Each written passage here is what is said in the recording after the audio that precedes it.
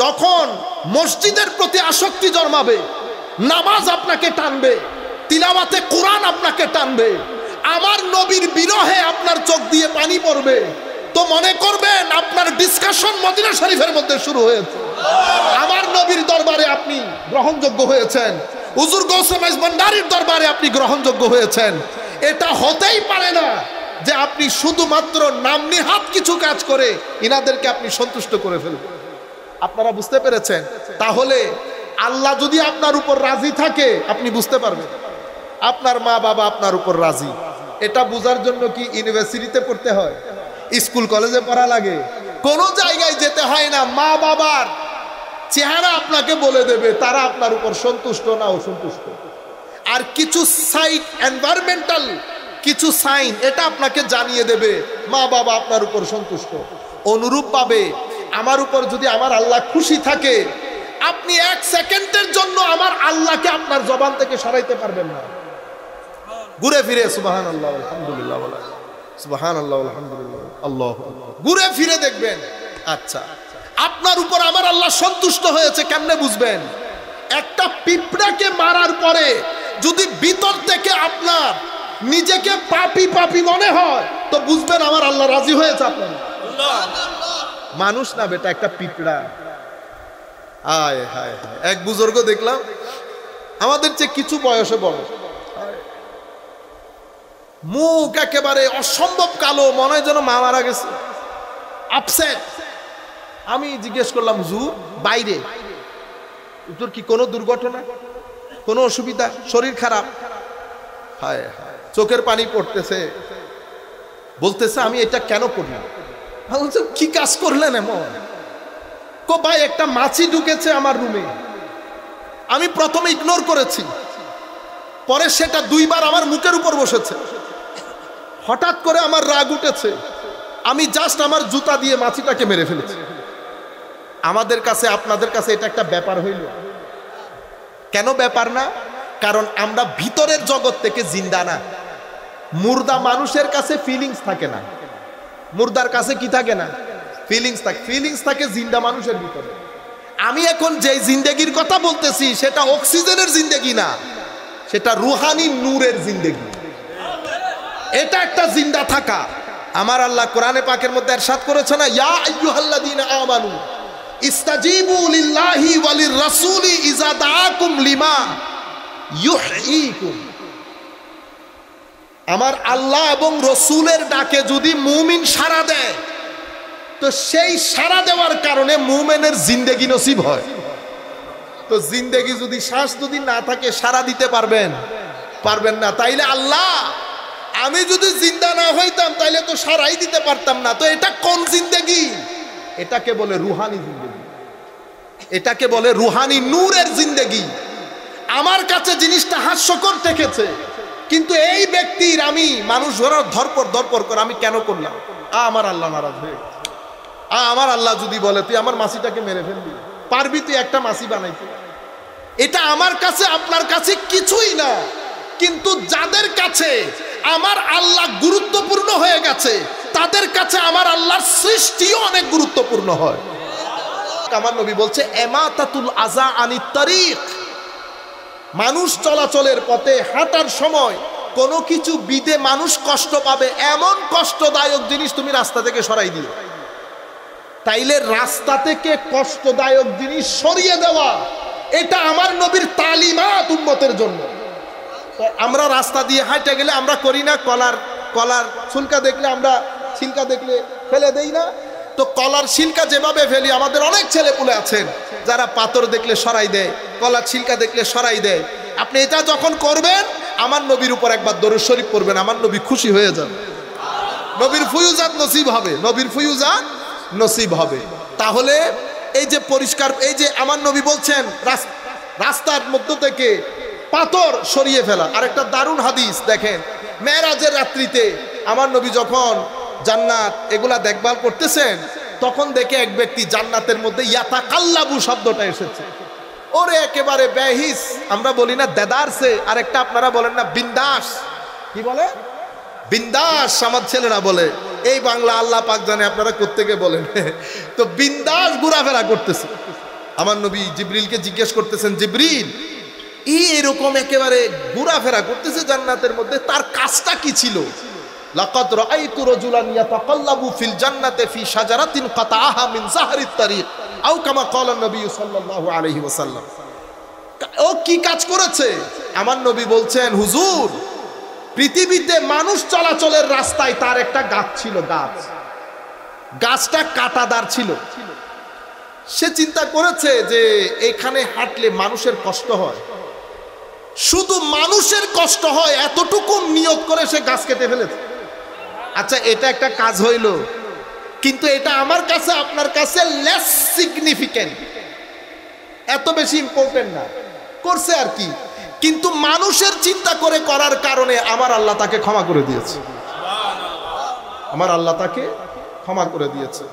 আমি আপনাদেরকে যে কথাটা যেখান থেকে গোড়ায় নিয়ে এসেছি, আমি আপনাদেরকে যেটা বলতে চাচ্ছি সেটা হচ্ছে, আপনার জীবনে কিছু এনার্জি দরকার, আপনি বুঝতে পারেন নাই কেন? কারণ আপনি আপনার মায়ের সাথে বসেছেন, সকালের টেবিলে বাবার সাথে বসেছেন, বাবা চার্জ দিয়েছে, মা চার্জ দিয়েছে, ভাইয়ে চার্জ দিয়েছে, এই চার্জগুলো পেয়ে আপনার মৃতপ্রায় মোবাইল 20% জীবিত রয়েছে, সেই কারণে আপনি বুঝতে পারেন। মোবাইল বন্ধ হয় নাই, মোবাইল বন্ধ হয় নাই। কিন্তু আমাদের যে সমস্ত ভাইদের কথা বলছি, তারা সত্যের তালাশের মধ্যে, সত্যের তালাশের মধ্যে। কিন্তু আমাদেরকে তো আর সত্যের তালাশ করতে হচ্ছে না, আমরা তো সত্যের মধ্যে আছি, কিন্তু আমাদের ভিতরে ওই ডিপ্রেশন, আপনারা কল্পনাও করতে পারবেন না ডিপ্রেশন কি পরিমাণ পীড়াদায়ক, জ্বালাদায়ক, মানুষকে কি পরিমাণ কুড়ে কুড়ে খায়। টাইম স্কোয়ারের মতো, আমেরিকান টাইম স্কোয়ারের মধ্যে থেকেও এক ব্যক্তি ভিতরে শান্তি পাইতেছে, তাকে শরাব খাইতে হচ্ছে, তাকে আরো কত কিছু করতে হচ্ছে।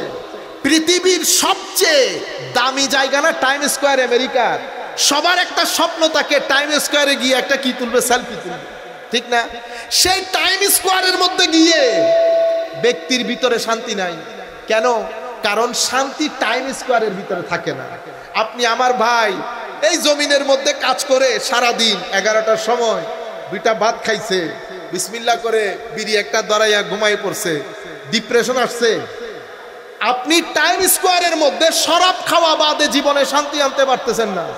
আর এই ভদ্রলোক এখানে বিসমিল্লাহ, এই জানেও না ডিপ্রেশন কি জিনিস।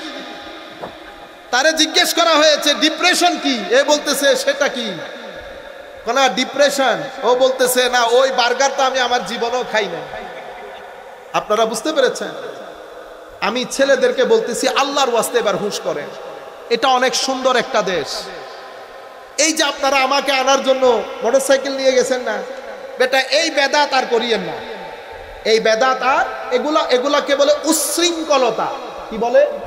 উচ্ছৃঙ্খলতা। আপনি উচ্ছৃঙ্খল হবেন কেন? একবার চিন্তা করে দেখেন, আপনি যেভাবে রাস্তার মধ্যে এসে আসছেন, রাস্তার গাড়ি কি শুধু আপনি চালাবেন বেটা? রাস্তা কি আপনার? একজন সাংবাদিক যদি আমাকে দাঁড় করিয়ে জিজ্ঞেস করে, হুজুর বলেন দেখি আপনি কি পুরা রাস্তা কিনে নিয়েছেন? এতগুলা গাড়িকে ডিস্টার্ব করে আপনার ছেলেগুলো আপনাকে নিয়ে যাচ্ছে, শরীয়ত এটা কি বলে? আমি তাকে কোনো জবাব দিতে পারবো? লজ্জিত হওয়া বাদে। কিন্তু এগুলা হয়তো আপনারা মহব্বত করে করতেছেন, আমিও বলতেছি মহব্বত করে করতেছেন, কিন্তু মহব্বত করে কাজ যেটা করতেছেন বেটা absolutely wrong, without any ifs and buts. কোনো ইফ বাট বাদে এটা একটা রং কাজ। 2-3 জন মানুষ যাবেন, গিয়ে রাস্তা চিনানোর জন্য চলে আসবেন। এতগুলা মানুষ গিয়েছেন, এক এক মোটর সাইকেলের মধ্যে 3 জন 4 জন করে বসেছেন। একটা ছেলে যদি মোটর সাইকেল থেকে পড়ে যায়, দায়ভার আপনি নিবেন না আমি নিব? আমি অসম্ভব মাইন্ড করেছি, আমার খুব খারাপ লেগেছে। দরকার নাই তো, আমি তো কোনো আর বহুত বড় কিছু না। আপনারা বুঝতে পেরেছেন? এই বেদাতগুলো আর কখনো করবেন না। আমাদের মতো কেউ যদি চাই যে এই বেদাত হোক, আপনি সরাসরি না বলে দেবেন। সরাসরি কি বলে দেবেন? না বলে দেবেন। মাহফিল জমানোর বিষয় না।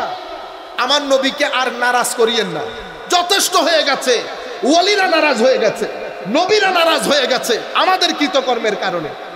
এরে বলি নবী এগুলা যে নারাজ হচ্ছে, এগুলো আপনারা বুঝতে পারেন না। এগুলা ইজিলি বোঝা যায়, এগুলা ইজিলি বোঝা যায়। কেমনে? আচ্ছা আল্লাহ আমার উপর সন্তুষ্ট, এটা কেমনে বুঝবেন? ওমা এটা তো পানিবাদের মতো সহজ, এটা বুঝা কেমনে? যেই তারিখ থেকে আপনার হৃদয়ে আল্লাহর প্রতি ভালোবাসা জন্মাবে তো মনে করবেন এই ভালোবাসা আগে উপরে হয়েছে। এই ভালোবাসা কোথায় হয়েছে? উপরে। উপরের ভালোবাসা ছাড়া নিচের পানি নড়ে না।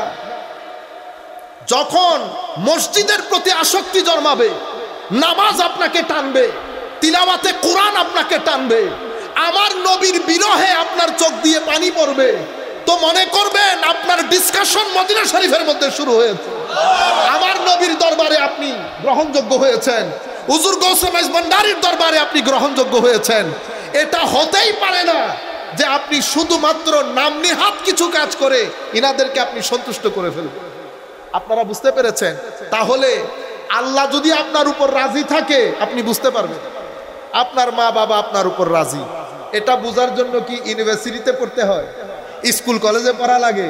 কোন জায়গায় যেতে হয় না। মা বাবার চেহারা আপনাকে বলে দেবে তারা আপনার উপর সন্তুষ্ট না অসন্তুষ্ট। আর কিছু সাইড এনভায়রনমেন্টাল কিছু সাইন এটা আপনাকে জানিয়ে দেবে মা বাবা আপনার উপর সন্তুষ্ট। অনুরূপ ভাবে আমার উপর যদি আমার আল্লাহ খুশি থাকে, আপনি এক সেকেন্ডের জন্য আমার আল্লাহকে আপনার জবান থেকে সরাইতে পারবেন না। ঘুরে ফিরে সুবহানাল্লাহ আলহামদুলিল্লাহ বলা, সুবহানাল্লাহ আলহামদুলিল্লাহ আল্লাহু আকবার, ঘুরে ফিরে দেখবেন আচ্ছা আপনার উপর আমার আল্লাহ সন্তুষ্ট হয়েছে। কেমনে বুঝবেন? একটা পিঁপড়াকে মারার পরে যদি ভিতর থেকে আপনার নিজেকে পাপী পাপী মনে হয় তো বুঝবেন আমার আল্লাহ রাজি হয়েছে আপনার। মানুষ না বেটা, একটা পিঁপড়া। আয় হায় হায়, এক বুজুর্গ দেখলাম আমাদের চেয়ে কিছু বয়সে বড়, মুখ একেবারে অসম্ভব কালো, মনে হয় যেন মা মারা গেছে, আপসেট। আমি জিজ্ঞেস করলাম হুজুর বাইরে তোর কি কোনো দুর্ঘটনা, কোনো অসুবিধা, শরীর খারাপ?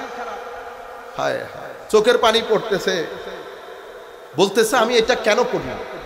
বলছে কি কাজ করলেন এমন?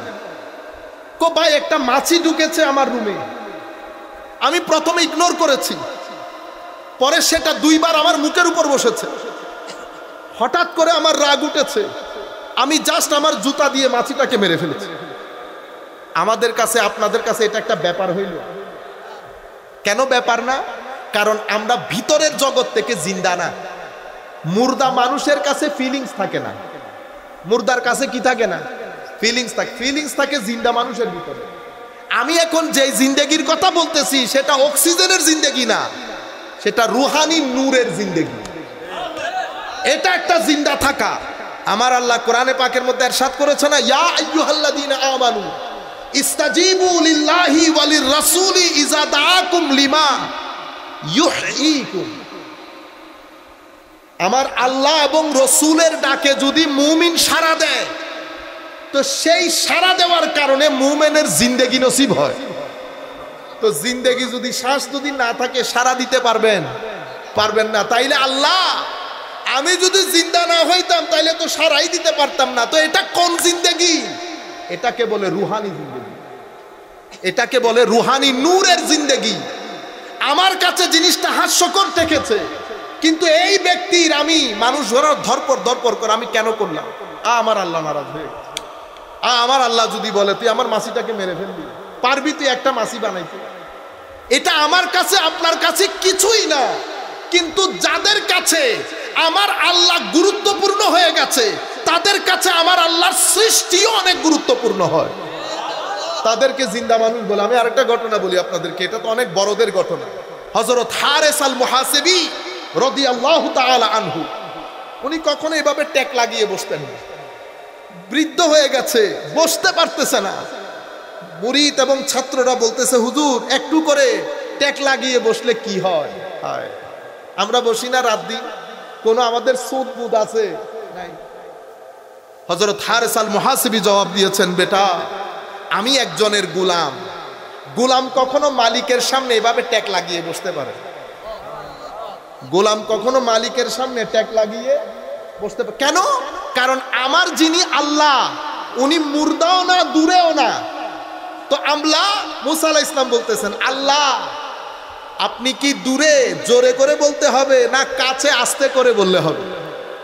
আমার আল্লাহ জবাব দিচ্ছেন মুসা আলাইহিস সালামকে, মুসা আনা জালিস মান জালাসাক, আমি সেই ব্যক্তির পাশে বসি যেই ব্যক্তি আমাকে পাশে বসাইতে চায়। আমার আল্লাহ মুসা আলাইহিস সালামকে বলছেন, মুসা আমি বলছি তোমাকে, তুমি ফেরাউনের কাছে যাও। আল্লাহ আমি তো কথা বলতে পারি না, আমার কথা বলার সময় আল্লাহ একটু আটকে যায়। ফেরাউন এত বড় সুপার পাওয়ার মাওলা। তখন আমার আল্লাহ বলছেন, মুসা আমি যেতে বলতেছি আমি শুনি এবং দেখি, আমি শুনি এবং দেখি। এটা মুসা আলাইহিস সালামের প্রতি আমার আল্লাহর জবাব। আমার নবীকে কি বলেছে জানেন? আমার নবীকে বলতেছে, হাবিব মন খারাপ করবেন না, ফাইন্নাকা বিআইউনিনা, আমি আপনাকে আমার চোখে চোখে রাখি। ফারাক দেখছেন? ফারাক। তাইলে আমার আল্লাহ কি বলছেন? চোখে চোখে রাখি। তো আমার আল্লাহ, আল্লাহ আপনি কত দূরে, আমি প্রত্যেক ব্যক্তিকে মনে বুঝিয়ে বলছি, অ্যাড্রেস করছি। কখনো মনে করবেন না আল্লাহর সৃষ্টি অসীম, আল্লাহ কি আমাকে দেখছে, আল্লাহ কি আমাকে স্মরণ করছে? না, আমি আমার গড়ি যেভাবে দেখছি ঠিক সেভাবে আমি আল্লাহর চোখে চোখে আছি। আপনি একবার আল্লাহ বললে আল্লাহ 10 বার আপনার ডাকে সাড়া দেয়। সুতরাং মুমিন কখনো ডিপ্রেসড হয় না, মুমিন কখনো মনো কষ্ট নিয়ে, মুমিন নিজে কখনো একাকিত্বে যায় না।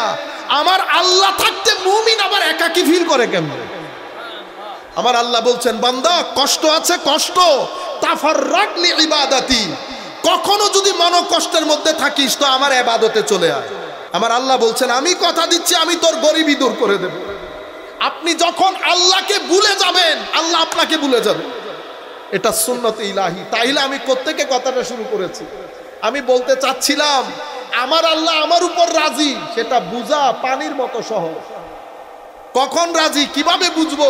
যখন আল্লাহর প্রতি আমার মায়া জন্মাবে, টান জন্মাবে। একটা ওয়াক্তের নামাজের কাজা আমার ভিতরে তুফান তৈরি করবে। একজন মানুষের সাথে বেয়াদবি আমার ভিতরে তুফান তৈরি করবে। একজনের পকেটের টাকা যদি আমি পকেটে নিয়ে হাঁটি, আমার ভিতরে যদি একটা অসম্ভব অস্থিরতা থাকে যে অমুকের টাকা আমার পকেটে আছে, তাইলে মনে করবেন আমার আল্লাহ আপনার উপর সন্তুষ্ট আছে, আপনার উপর রাজি আছে। কিছু মানুষ আল্লাহর দরদির মধ্যে এমন, আল্লাহ তারে অসম্ভব পছন্দ করে, যাদেরকে আমরা বলি সে নিজেও জানে না আল্লাহ যে তারে পছন্দ করে, আল্লাহ যে তারে পছন্দ করে। কেমনে বুঝবেন? এলাকার মধ্যে সম্মানিত, টাকা নাই পয়সা নাই, সবাই খুব মহব্বত করে। সবাই কি করে? খুব মহব্বত করে। তো কাকা খুব নামাজি, খুব তিলাওয়াতে কোরআন, খুব খুব খুব। এগুলা কি? এগুলা হচ্ছে মানুষের মহব্বত আপনার প্রতি জন্মাইতে পারে না যতক্ষণ আল্লাহ আপনাকে মহব্বত না করে। তো আমি আপনাদেরকে বলতে চাচ্ছি, একটা আমাদের জীবন, একটা আমাদের জীবন। দেখেন হোটেলের মধ্যে গিয়ে যা খাইতেছেন জীবনের জন্য হুমকি। ট্যাবলেট খাচ্ছেন, সেটাও জানেন না আপনি 1 নম্বর না 2 নম্বর। আল্লাহ যে আমার উপর অসন্তুষ্ট সেটা আপনি সারাউন্ডিং দেখলে বুঝতে পারবেন। কেন? আপনি কোথাও স্থিরতার সাথে কিছু পাইতেছেন না। প্রত্যেক মানুষ আপনাকে ঠকানোর জন্য তৈরি আছে, আমার নিজের ভাই সহ। বুঝতে পেরেছেন? আগে আপনি যদি আজ থেকে 20 বছর আগে চলে যান, এটা আমরা পাইছি জীবনটা, এটা একটা জান্নাতি দুনিয়া ছিল, একটা জান্নাতি। আমাদের তাপমাত্রা 28-29-এর চেয়ে বেশি যাইতো না। তাপমাত্রা 28-29-এর চেয়ে বেশি। আচ্ছা, মানুষের ঘরে কি ফ্যান ছিল তখন? ফ্যান ঘুরাইতেছে। আমাদের বাপদাদারা কি করতো? ওই গাছের ডাইলে বসে, আই খোদা রে খোদা, 12টা পর্যন্ত বসে শরীর টরির ঠান্ডা করে ঘরে এসে ঘুমিয়ে গেছে না। বুঝতে পেরেছেন? সেটা একটা দুনিয়া ছিল, অসম্ভব সুন্দর দুনিয়া ছিল। মানুষের ভিতরে হানাহানি ছিল না, মানুষের ভিতরে অপরাধ করার যে প্রবণতা, অ্যান্টি সোশ্যাল বিহেভিয়ার, অসামাজিক কার্যকলাপ ছিল না। মানুষ আল্লাহর উপর পরিপূর্ণ তাওয়াক্কুল রাখতো। কি বলতো? আর বেটা আল্লাহ ভরসা, এটা তো কমন ডায়লগ, আল্লাহ ভরসা, কিচ্ছু হবে না। আরে ঘরের মধ্যে 5 টাকা নাই তেল আনার, ও আসর পর্যন্ত গল্প গুজব করতেছে। হাসি, কি হাসি! সেই হাসি তো এখন বাংলাদেশে কিনতেও পাওয়া যায় না। তেল নাই, পরে ঘরের মধ্যে আসার পরে এদিক থেকে কেমনে কি করে তেল আনছে, খেয়ে ঘুমাই পড়ছে 1 তরকারি দিয়ে, 2 তরকারি দিয়ে। পুকুরের মধ্যে মাছ, ডুবার মধ্যে মাছ। আপনারা বুঝতে পেরেছেন? এটা একটা দুনিয়া ছিল। কেন? কারণ আপনার জীবনে যত ভালো কাজ থাকবে, পরিশ্রমে আনে ধন, পুণ্যে আনে সুখ, এটা সুন্নতে ইলাহি। এখানে পরিশ্রম থাকবে, এখানে ধন থাকবে, এটা হতেই পারে না আপনি পরিশ্রম করবেন আর আপনার জীবনে ধন আসবে না। আমাদের এখানে ম্যাক্সিমাম যুবক আমাদের ঘন্টার পর ঘন্টা আমি ওয়েস্ট করি, এরপরে আমি চাই একদিনের মধ্যে আমি কোটিপতি হয়ে যাব। আমার ভাই, হইতে পারে আপনি একদিনের মধ্যে কোটিপতি হয়ে যাবেন, কিন্তু একদিনের মধ্যে কখনো শান্তি পাওয়া যায় না। আপনার কোটি টাকা না, আমি আমাদের ইয়াং ব্লাডদেরকে আমি আমার একেবারে হৃদয়ের গহীন থেকে আমি আপনাদেরকে বলবো, আল্লাহর ওয়াস্তে হালাল হারাম বোঝার চেষ্টা করেন। হারামের কোটি টাকা হলেও না করেন। কেন? কারণ হারামের কোটি টাকা কখনো আপনার ঘরের মধ্যে শান্তি দিবে না। হারাম যখন আপনার ঘরের ভিতরে ঢুকবে, তিনটা জিনিস আপনার জীবন থেকে নাই হয়ে যাবে। আপনার জীবন স্থিরতা চলে যাবে, আপনার জীবনের সুখ স্বাচ্ছন্দ্য শান্তি চলে যাবে, আপনার ঘরের মানুষের দৈহিক শারীরিক যে শান্তি সেটা নষ্ট হয়ে যাবে।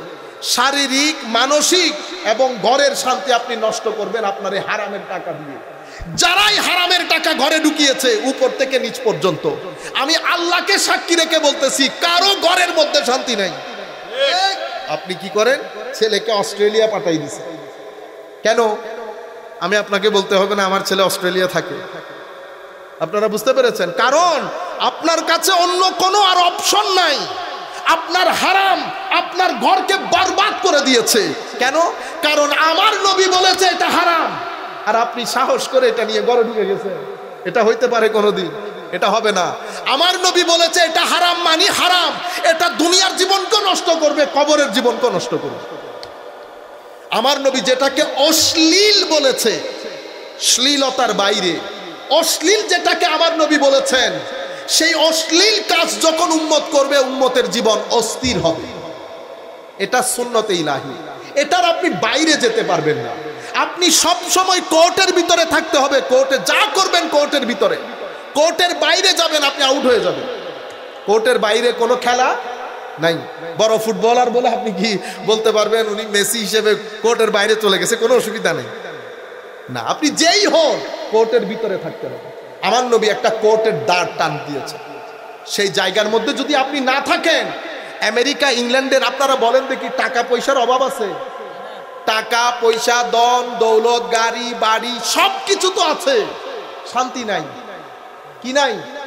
শান্তি নাই। কেন শান্তি নাই? তারা মানুষ হিসেবে ভালো, তাদের ওখানে একটা মানুষ সমাজের মধ্যে স্বাচ্ছন্দ্যে বাঁচার জন্য যা কিছু দরকার সব আছে, কিন্তু তারা ধর্ম ছেড়ে দিয়েছে। আপনি ধর্ম ছেড়ে দিয়ে থাকতে পারবেন না পৃথিবীতে।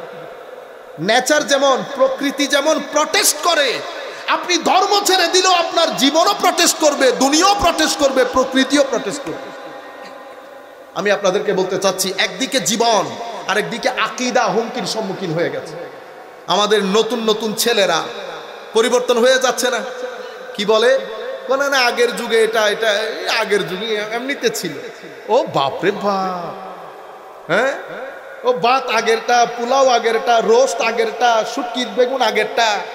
শুধু আপনার মনে হয়েছে নামাজ আর মুসলমানদের আমাদের এই ধর্মকর্ম এটা নষ্ট, বাকিগুলো সব ঠিক। এটা সবচেয়ে বড় ফিতনা উম্মতের মধ্যে। আমার নবী ইরশাদ করে গেছেন, আমার নবী বলেছেন পুরা পৃথিবী থেকে ঈমান, ঈমান বলেছে ঈমান, আমল না, ঈমান পুরা পৃথিবী থেকে পালিয়ে মদিনা শরীফ চলে যাবে, আমল চলে যাবে বলে নাই। কি চলে যাবে বলেছেন? ঈমান। আল ঈমানু ইয়ারিজু ইলাল মাদিনা কামা তারিজুল হাইয়াতু ইলা জহরিহা, বুখারী শরীফের রাওয়ায়াত। দুঃখের বিষয় হচ্ছে আমাদের ভাইরা এই কথাগুলো বলে না। আমার নবী ইরশাদ করছেন, ঈমান নিজেকে বাঁচানোর জন্য পালিয়ে পুরা পৃথিবী থেকে মদিনা শরীফ চলে যাবে, আমল চলে যাবে, এই কথা বলে নাই। আমার নবী ইরশাদ করেছেন মসজিদ ভর্তি মুসল্লি হবে, মুমিন থাকবে না। আপনি বলেন দেখি এখন ঈমান কাকে বলে? আপনি আল্লাহতে বিশ্বাস করলেন, আবার বলেছেন আল্লাহর হাত আছে, আল্লাহ এমনে বসে, মুসলমান হইতে পারবেন? কিন্তু আমাদের এখানে এই আকীদা বানের পানির মতো ঢুকানো হচ্ছে। কোরআন শরীফের কয়েকটা আয়াত দিয়ে ছেলেরা অনুবাদ পড়ে, কারণ আপনার হাতে এখন টাকা পয়সা বেশি, আপনি অনুবাদ সবকিছু করে সমাজের মধ্যে এখন জাল বিস্তার করেছেন। ইমানের খুঁটি ছিল আউলিয়ায়ে কেরাম। ইমানের কি? পৃথিবী যেমন স্থির থাকার জন্য পাহাড়ের প্রতি মুখাপেক্ষী, আমার আল্লাহ পাহাড় বানিয়েছেন, এটাকে বলে পৃথিবীর কি? খুঁটি, পেরেক। ইমানের পেরেক আউলিয়ায়ে কেরাম। পাহাড় ছাড়া যেমন পৃথিবী অস্থির, মাজারে পাক বা আউলিয়ায়ে কেরাম ছাড়া, আমি বন্ডের কথা বলছি না, আপনি বন্ডের দরবারে যায়, আমি না বন্ডদের কথা বলছি না বন্ডদের কথা শুনছি, আমি ভণ্ডদের কথা বলছি না, আমি আল্লাহর ওয়ালিদের কথা বলছি, যাদের রাত সিজদার মধ্যে কাটতো, যাদের দিন উম্মতের তরবিয়তের মধ্যে কাটতো, আমি তাদের কথা বলছি। সেই সমস্ত আউলিয়ায়ে কেরাম যাদের মুরিদদেরকে দেখলে আপনি মুরিদদের চেহারা, সুরত, নামাজ, তাসবিহ, তাহলিল, এখন আপনি যদি বলেন হুজুর অমুকের মুরিদ অমুক নামাজ পড়ে না, সেটা রেসপন্সিবিলিটি তার। বুঝতে পেরেছেন? সেটা রেসপন্সিবিলিটি তার। আমি আপনাদেরকে আল্লাহর ওলি, সত্যিকার আল্লাহ, আমি এমন কোন ব্যবসায়ী পীরের কথা আপনাদেরকে এখানে শোনাইতেছি। ব্যবসায়ী আছে না? আছে তো, বক্তাও ব্যবসায়ী আছে, রাজনীতিবিদও ব্যবসায়ী আছে, ওয়াজিও ব্যবসায়ী আছে, পীরও ব্যবসায়ী আছে। আপনি শুধু একটা দেখছেন, হ্যাঁ, সরকারের কর্মকর্তার মধ্যে ব্যবসায়ী নাই, রাজনীতিবিদের মধ্যে ব্যবসায়ী নাই। আমাদের ওয়াজ করে যে না বললাম, এখন আমি বলে জামালা, আমি বলে বলে জামালাই পড়ে যাই। এখানে সব জায়গার মধ্যে ব্যবসায়ী আছে, আপনি শুধু একটা দেখতেছেন।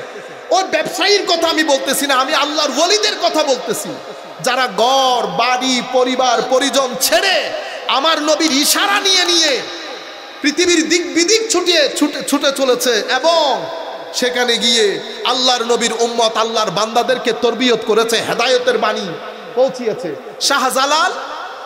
শাহজালাল ইয়েমেনি, বাড়ি কোথায়? ইয়েমেন। থাকেন কোথায় বর্তমানে? সিলেটে। যখন এসেছেন তখন কি প্লেন দিয়ে এসেছিলেন? মা বাবা পরিবার পরিজন যাচ্ছে তো যাচ্ছে। আজকে আমরা এখান থেকে বাইরে যেতে পারি না, মন খারাপ হয়। তাদের মন খারাপ হইতো না কখনো? আজকে তো আপনি বলতেছেন শাহজালালের মাজার এরকম, মুখে বলা খুব সহজ। এতগুলো মানুষ, এতগুলা রাজনৈতিক দল, একটা দুইটা, এতগুলা রাজনৈতিক দল, বলেন দেখি কারে দেখে কে মুসলমান হয়েছে? একটা বলেন যে অমুকরে দেখে। আমরা তো এখন তফসির সাজাই, মানুষ ভাড়া করি, আয়ো তুমি মুসলমান হও বলে মানুষকে দেখাও।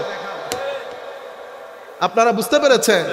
আর ওনারা যখন এসেছেন হিন্দু অধ্যুষিত এলাকা, নিজ থেকে কাউকে যুদ্ধ করতে বলেন নাই, কাউকে বাধ্য করে নাই।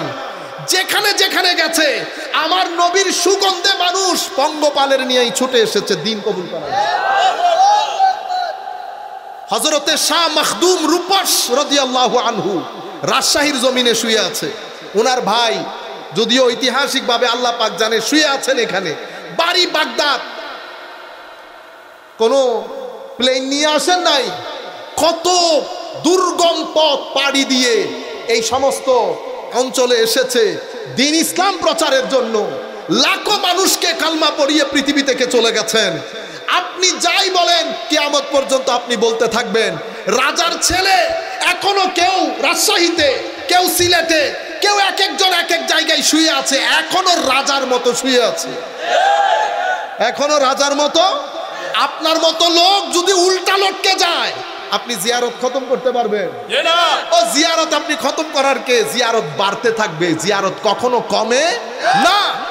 আপনি আমাদের মদিনা শরীফের মধ্যে আমার নবীর রওজায়ে পাকের সাথে লাগানো জান্নাতুল বাকি, জান্নাতুল আপনারা বলেন না জান্নাত? জান্নাত কেন বলে? এটা তো আমাদের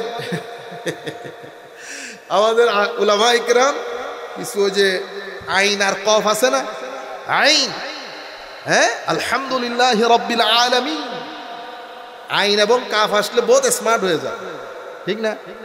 হায় হায়, কয়টা তো আল বাকি আল গারকাত, এটাকে জান্নাত বলা হয় কেন? ও ভাই, এটারও দলিল দরকার। ও আমার নবী ইরশাদ করেছেন, আল্লাহর কোন মার্দে হক যখন ইন্তেকাল করে, তো যখন কবরের মধ্যে ফেরেশতা আসে, গায়েব থেকে আওয়াজ আসে, আমার বান্দা ঠিক বলেছে, তার কবরকে যতদূর চোখ যায় প্রশস্ত করে দাও, তার কবরে নূর দান করো, তাকে জান্নাতের লেবাস পরিয়ে দাও, তার কবরের মধ্যে জান্নাতের বিছানা বিছিয়ে দাও।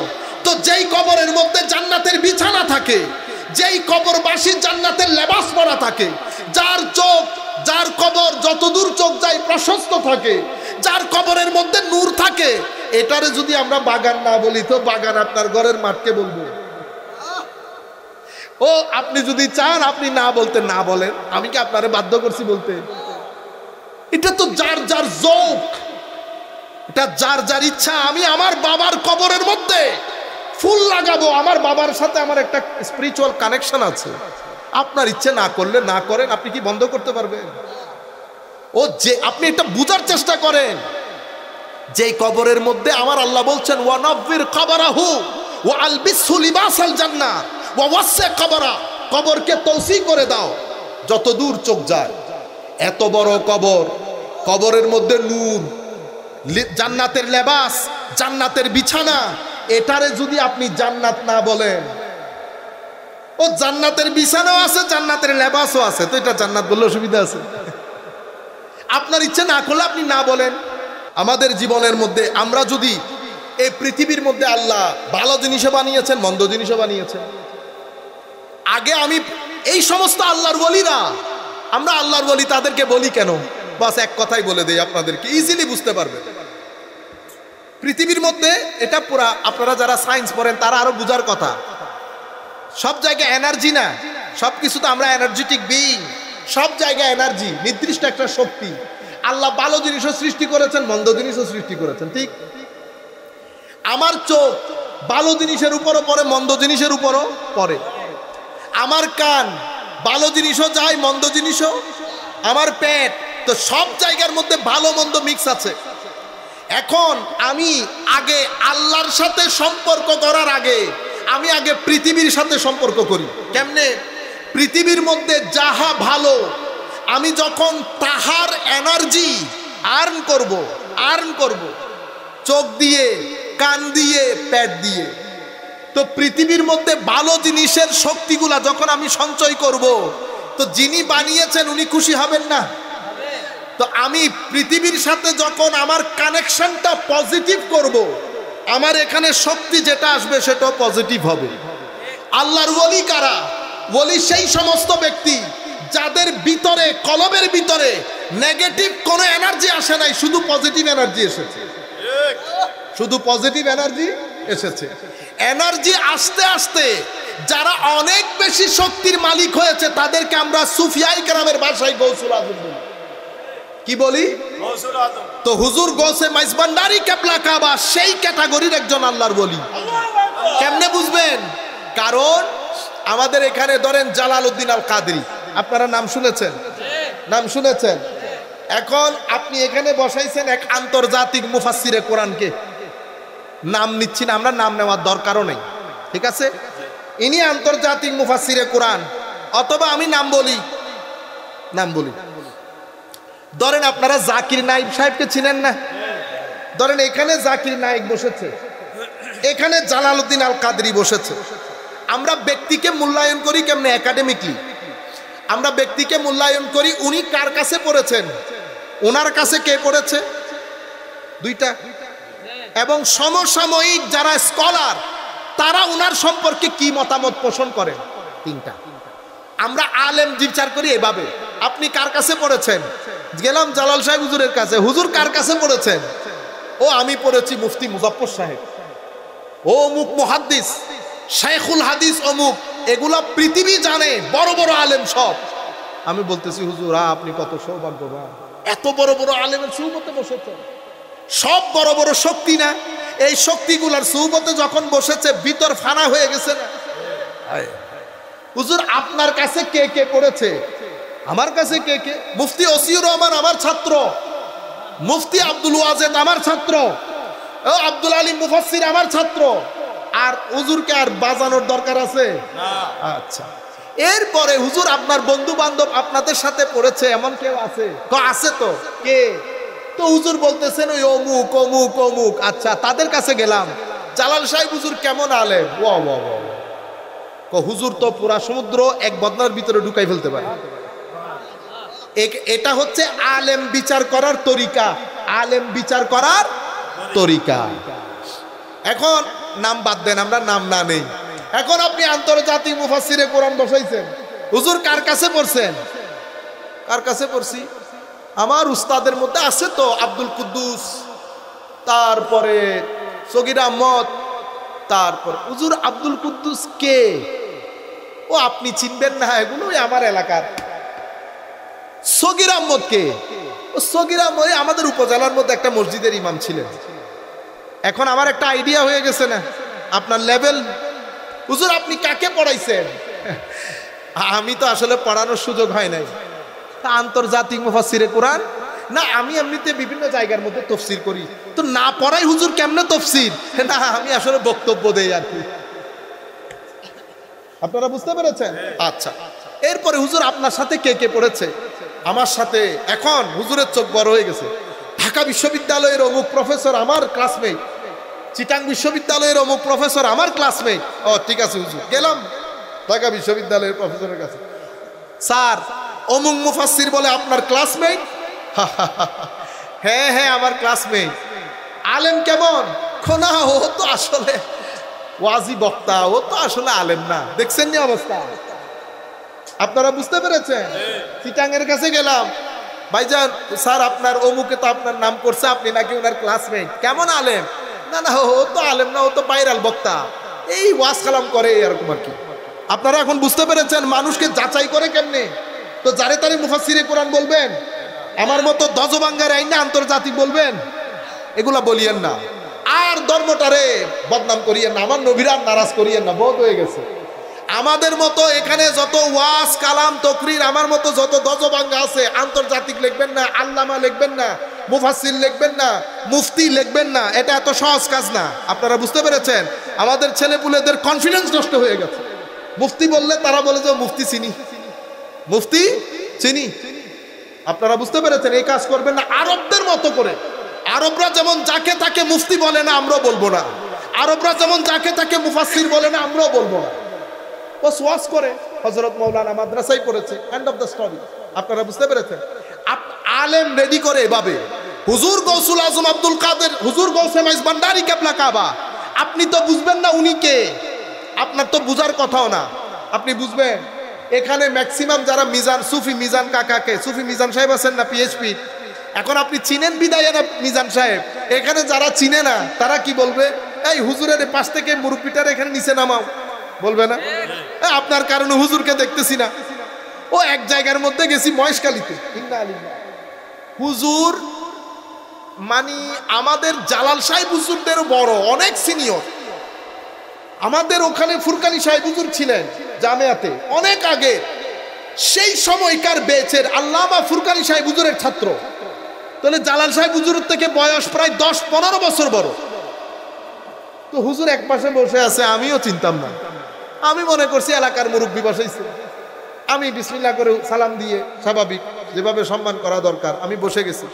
আমার কানে কানে একজন এসে বলতেছে, হুজুর উনি আল্লামা ফুরকানি সাহেব হুজুরের ছাত্র, জামিয়ার প্রথম সময়কালের ছাত্র। এক সেকেন্ডের মধ্যে ইজ্জতের প্যারামিটার পরিবর্তন হয়ে গেছে না?